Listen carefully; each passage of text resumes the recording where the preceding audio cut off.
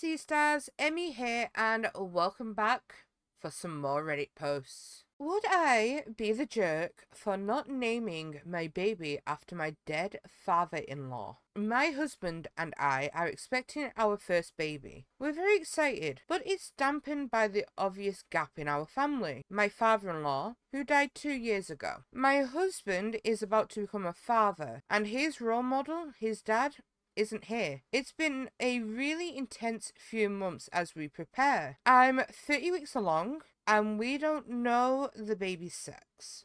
We want to find out when we meet our kid, but I also want us to have a few names ready to go. The issue is that my husband is insistent that we name the baby after his dad, a name father-in-law didn't even like. He felt it was old-fashioned and didn't suit him. Him not liking his name was like the third thing I learned about him. He was very vocal about it. Husband won't budge. If it's a boy, he wants to give him father-in-law's exact name. First, middle, and obviously last. If it's a girl, he's open to a feminized version. Think Thomason or Joanna, but worse. Because those are actual names and they're not feminized versions of father-in-law's name. He's also not open to a similar name, think Calvin, Alvin, and to be honest, selfishly, I don't like father-in-law's name. And I have my own family members I'd like to honor with this baby. I'm open to making father-in-law's first name our baby's middle name, regardless of sex. But my husband is not. It's first name or bust, as far as he's concerned. He's told me he will have a very hard time forgiving me if I don't let him memorialize his dad in this way. I feel like I should just give in, on the condition that I get full naming rights for a second child, assuming we have another. But part of me is like, no, I'm cooking this baby, I should have a say. But he's also going through it. So, would I be the jerk if I held the line and refused to make father-in-law's name my baby's first name? Edit. I'm not going to share the name because I don't want to be easily identified, but father-in-law felt his name gave the wrong impression of him. He considered it an old-fashioned and religious name. He was a staunch atheist. Think Enoch, Cuthbert, Jethro, all names he jokingly said he'd rather have. If I'm being honest, laugh out loud. I'm going to be fully honest here. You are the one carrying the baby. I do not think you would be the jerk in this situation. Now, yes, your husband is going through it. And I do believe compromising on father-in-law's name being is a good compromise. It's clear that your husband doesn't want to do that. And he also needs to consider your feelings and your thoughts rather than shutting them down completely. Personally, I know this is 5 months old, 6 months old. You've probably already talked to them because I know there's an update. But still, something like that, if anybody else is in this situation, talk it through. Ask them why they're so hung up on it. If you can, come to a compromise. If not, it's a difficult one. You may just have to say no and be firm with it. Maybe allow them with the next child, especially because you want to memorialize some of your family as well. He should be open to allowing you to name your child together, not just one-sided. Alright, so on to the update. Hi all. First, I'd like to thank you all for your comments on my last post. They were incredibly helpful and helped me feel much less alone or insane.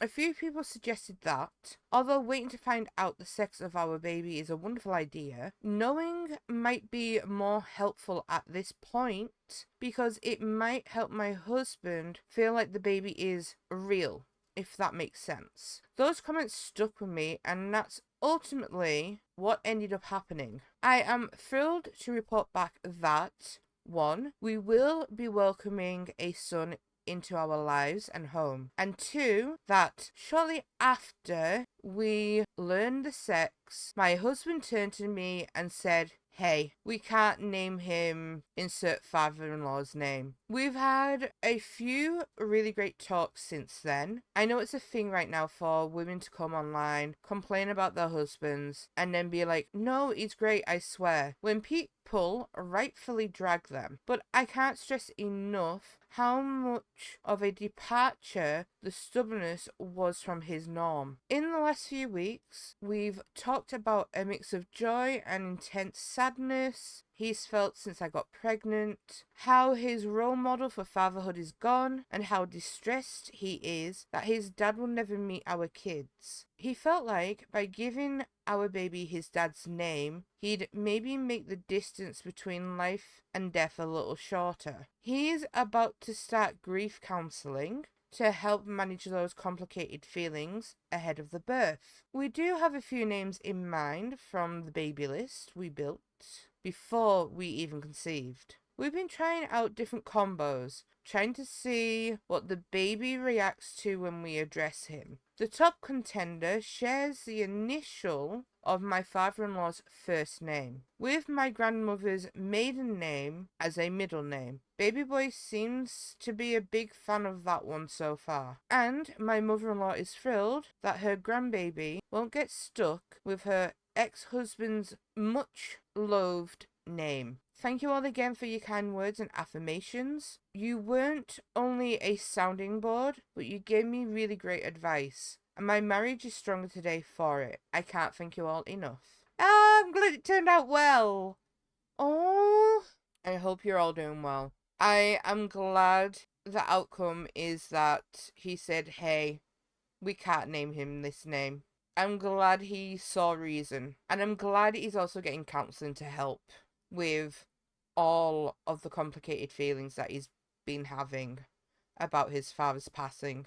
Honestly, I really do wish you luck for the future. Alright, on to the next story. Am I the jerk for cutting my brother's utilities and phone off? Am I the jerk for getting so upset at my brother for kicking me out of a townhouse I hadn't even moved into yet? I, 22 female, recently got a text yesterday from my brother, 20 male, about a townhouse we had signed and set utilities up for. He texted me that he decided to kick me off of the lease of a place I helped him get approved for. A place I haven't even moved into yet. I was set to move in 2 months. I signed for that place with the understanding that him, his girlfriend, and I were all going to live together in. It's a 3-bedroom, 2-bathroom, has a top floor, middle floor, and basement. It's got some pretty decent space for 3 people. The idea of living together was to help cut living costs and support each other while I get back on my feet financially. I am 10k in credit card debt due to some family issues that occurred that was put onto me. Having this arranged was to help us all build for a better future, so that we could split costs evenly and figure out how to proceed in the future. Instead, after everything I've done for him over the years, he turned around and decided I'm no longer welcome there because he wants it for himself. After months of looking for a place for all 3 of us, he texts me that I'm no longer welcome. What hurts the most is that I spent years helping him with everything he needed. I helped him get internet, utilities, his phone, and so much more. He's relied on my credit for years because mine was better than his. Even though he makes over 3 times what I do working, while I survive off AISH, which, for anybody who doesn't know, assured income for the severely handicapped. Because of some pretty heavy disabilities, I hardly survive each month. can't afford very much. Yet, I've still had better credit than him, and despite that, I'm the one being pushed out and left struggling to figure things out alone. I have been trying my best to survive, but things have gotten so hard that I've been eating dry noodles for the past month, just trying to make things stretch. Anything other than that is rare. My fridge is empty. I'm living in my grandma's basement. I was so excited to finally have a life, to figure things out, to have my brother's support. But I guess things don't always go the way we planned. Oh, sorry, guys. I just want to say, you are not the jerk in this situation. He's the jerk. Okay, let's continue. He tried to make every excuse in the book for his decision, but then just flat out told me afterwards that he was doing it because he wants it for himself. He could have thought about it before we had done everything and got it all sorted out. He could have thought about it in the months we had been planning. It sort of, in a way, feels like he was using me to get approved. I have 710 credit score, and he and his girlfriend are both under the 400 to 300 mark. We got approval because I had good credit. He got his utilities and phone because of me, because they wouldn't accept him for anything. I've helped him with it all, and now I'm stuck struggling. I told him I was done. I'm not providing those things for him anymore, but I feel terrible. He's my brother and I love him. Am I overreacting? Am I the jerk for this? 1,000,000,000% you are not the jerk. Your brother is definitely using you for your credit. He's using you to get what he wants and then leaving you to deal with it and pay everything, and that to me, that's not a brother. That isn't a family member to me, to be honest. Yeah, I can see it, like, maybe if he owed you 20 quid. Yeah, maybe you would be a little bit of a jerk. But for him to get his utilities, his phone, basically everything from you, he's the jerk. We do have an update. It's been about a week and a half and I finally got everything sorted. The process took longer than I thought because it had been a holiday weekend, Mother's and my mom's birthday shortly after. After careful consideration and reading all the replies, I decided I needed to start separating myself from the situation ASAP. I didn't want to be on the lease that had me liable for damages while I'm not there. All that stuff everyone was saying, I spent the week calling the townhouse office and the utility company, explaining everything that had happened. Honestly, I was expecting the entire process to be stressful, complicated, and full of arguments.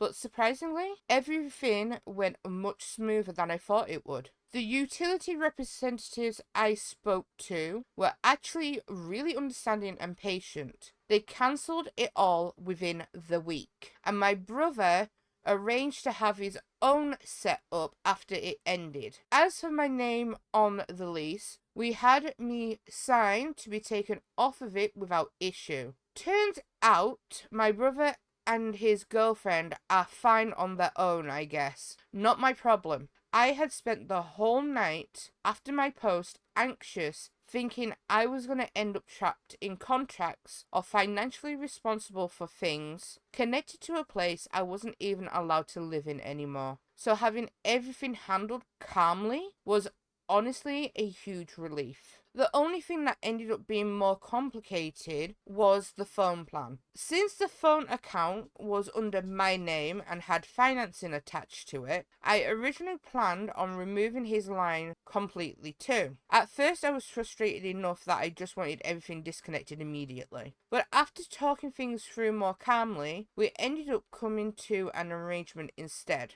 The phone stays active as long as he continues making the payments on it himself and keeps up with the bill. It took a bit more discussion and figuring things out than the utilities did, but eventually we found a solution that worked for both of us without it turning into another fight. In the end, there wasn't really any screaming match or dramatic fallout like I expected. It was mostly just disappointing and sad. Everything was handled a lot more smoothly and maturely than I thought it would be. We decided to stay in good terms. Even after all that had happened, I had a lot of time to think about why he did what he did. As shitty as it was to me, he apologized. He promised to help me with anything in the future, and I definitely won't be doing this kind of stuff for him again either. Sorry it's not that eventful of an update. Girl, I am so glad that you have separated yourself from the situation, got everything sorted. Please, please, please do not help your brother again in the future. Honestly, he is definitely the jerk for this. He was definitely using you. And I'm so sorry that happened. Okay, on to our third story. Am I the jerk for sitting on public toilet seats and not telling my boyfriend? When I, 27 female, need to pee in public, for example, at a restaurant or gas station, if the toilet seat is clean, I will sit down on the toilet to pee. If it has a little bit of pee on it, I will wipe it with a tissue before I sit down. My boyfriend of 3 years recently learned this when I made a passing comment about sitting in a porta potty, and he is absolutely horrified. He is really grossed out that I had sex with him after sitting on a public toilet seat, and likens it to him wiping his on the lid of a toilet, or that he is putting his mouth on people's poop particles. I asked a couple of friends, and so far the consensus is that I'm definitely the gross one, and I should always hover to pee. I feel like I'm going crazy. Am I the jerk for sitting on public toilets? No, you are not, because, girly, I do the same as you, okay? I will sit on that toilet seat. If it's clean, I will sit on it. If there's a little bit of pee on it, I will wipe it. I am sitting down on that toilet seat, no matter what. There is no way, because I'm a bigger girly, there is no way my legs are going to be strong enough to support my weight to hover, squat over a public toilet. That's just, no. That is insane. Obviously, you're going to clean yourself afterwards. You're probably going to have a shower or a bath. You're going to be hygienic afterwards. I don't know what his issue is. Like, I really don't know what his issue is. That's just insane. And as for your friends, they are fucking delulu. But no, I do sit on the toilet seat. I don't give two flying figs what another person thinks. If you need to go, you need to go. If you're gonna hover, that's when you're gonna make the mess. And see if there's anything in here for an update, and it doesn't look like there is. But let me know what you guys thought in the comments about these stories, and I will see you in the next video. Bye!